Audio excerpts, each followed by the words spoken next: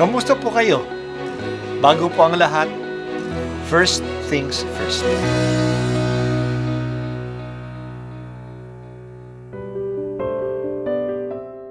Ang pagbasa mula sa aklat ni Propeta Mikas. Patnubayan mo ang iyong bayan, Panginoon, ang bayan na iyong hinirang. Nag-iisa siya sa gitna ng matabang lupain. Bayaan mo silang manirahan sa magandang pastulan ng Basan at Galaad.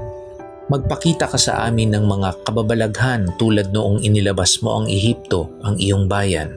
Wala nang ibang Diyos na tulad mo.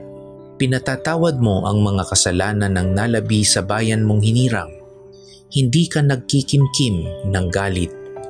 Sa halip ay ipinadarama mo sa kanila ang tapat mong pagmamahal. Muli kang mahahabag sa amin. Lilimutin mo ang mga pagkakasala namin at ihahagis sa kalaliman ng dagat. Ipamamalas mo ang iyong katapatan sa Israel at ang walang maliw na pag-ibig sa angkan ni Abraham. Gaya ng iyong ipinangako sa aming mga magulang mula pa ng unang panahon.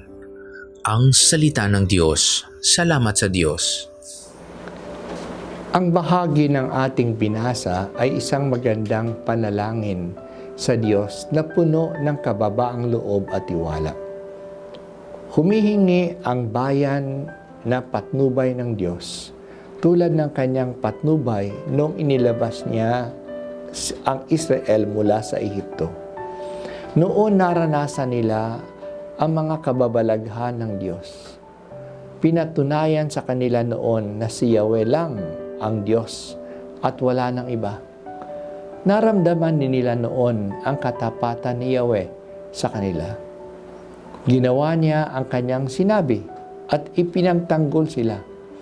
Kaya ngayon, hinihiling ng bayan na ipamalas uli ng Diyos ang kanyang katapatan sa kanila.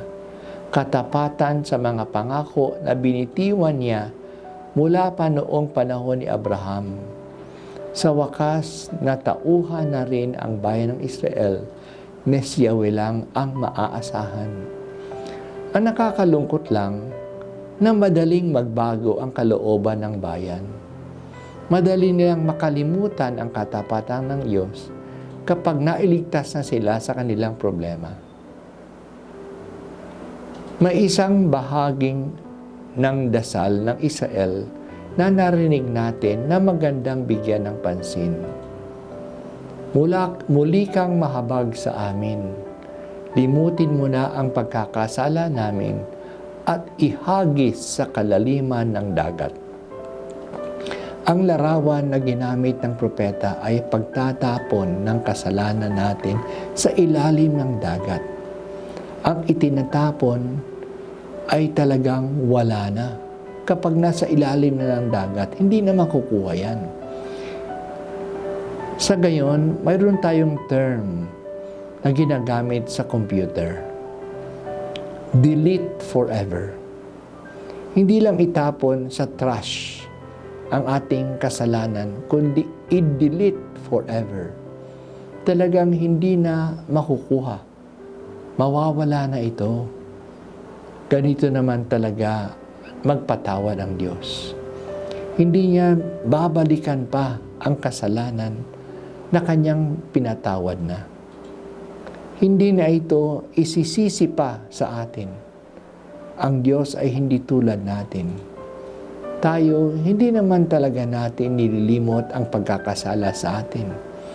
May mga panahon na hinahalungkat pa natin ito at ipinamumukha pa uli sa iba ang kasalanan na matagal lang pinagsisihan.